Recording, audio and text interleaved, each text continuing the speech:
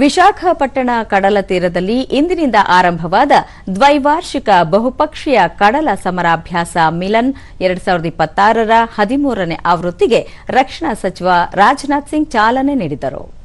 ಬಳಿಕ ರಾಜನಾಥ್ ಸಿಂಗ್, ಈ ಸಮರಾಭ್ಯಾಸವು ಪ್ರಾದೇಶಿಕ ಮತ್ತು ಜಾಗತಿಕ ಕಡಲ ಭದ್ರತೆಗೆ ಸಕಾರಾತ್ಮಕ ಕೊಡುಗೆ ನೀಡುತ್ತದೆ.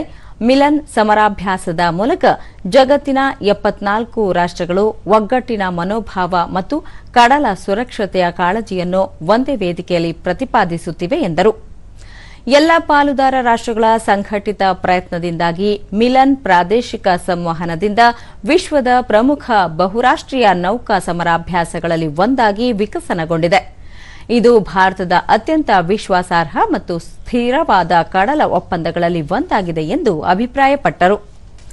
ಪಾಲುದಾರ ರಾಷ್ಟ್ರಗಳ ನೌಕಾಪಡೆಗಳ ನಡುವೆ ಪರಸ್ಪರ ಕಾರ್ಯಸಾಧ್ಯತೆಯನ್ನು ಹೆಚ್ಚಿಸಲು, ವೃತ್ತಿಪರ ಸಾಮರ್ಥ್ಯವನ್ನು ಸುಧಾರಿಸಲು ಹಾಗೂ ಸ್ನೇಹವನ್ನು ಗಾಢವಾಗಿಸಲು ಇದು ವೇದಿಕೆಯಾಗಿದ್ದು, ಕಡಲ್ಗಳ್ಳತನ, ಕಡಲ ಭಯೋತ್ಪಾದನೆ, ಅಕ್ರಮ ಮೀನುಗಾರಿಕೆ, ಕಳ್ಳಸಾಗಣೆ ಸೇರಿದಂತೆ ಹಲವು ಅಕ್ರಮಗಳನ್ನು ನಿಗ್ರಹಿಸಲು ಜಾಗತಿಕ ಸರಪಳಿಯನ್ನು ಬಲಗೊಳಿಸುತ್ತದೆ.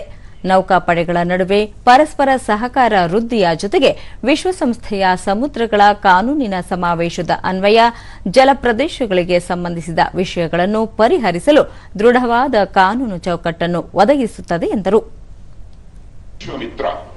Are a trusted global friend. We will continue to play a constructive and dependable role in the region. And we believe that holistic maritime security and a mutual prosperity are indivisible and can only be achieved through cooperation, trust, and a shared commitment among like-minded nations. ಸಮುದ್ರಿ ಆಯೋಜನ ಕೆ ಮಾಧ್ಯಮ ಸೆ 2 ವರ್ಷಕ್ಕೊಮ್ಮೆ ನಡೆಯುವ ಈ ಬಹುಪಕ್ಷೀಯ ನೌಕಾಶಕ್ತಿ ಪ್ರದರ್ಶನದಲ್ಲಿ ಪ್ರಾದೇಶಿಕ ಹಾಗೂ ಜಾಗತಿಕ ಭದ್ರತೆ ಕುರಿತಂತೆ ಭಾರತದ ವಿಶ್ವಾಸಾರ್ಹ ಪಾತ್ರ ಮತ್ತು ಸಾಮರ್ಥ್ಯವನ್ನು ಬಿಂಬಿಸಲಾಗುವುದು. ಇದೇ 25ರವರೆಗೆ ಈ ಪ್ರದರ್ಶನ ನಡೆಯಲಿದ್ದು, ಯುದ್ಧ ನೌಕೆಗಳು, ಜಲಾಂತರ್ಗಾಮಿ ಕ್ಷಿಪಣಿಗಳು ಸೇರಿದಂತೆ ಒಟ್ಟಾರೆ ನೌಕಾಶಕ್ತಿಯನ್ನು ಅನಾವರಣಗೊಳಿಸಲಾಗುವುದು.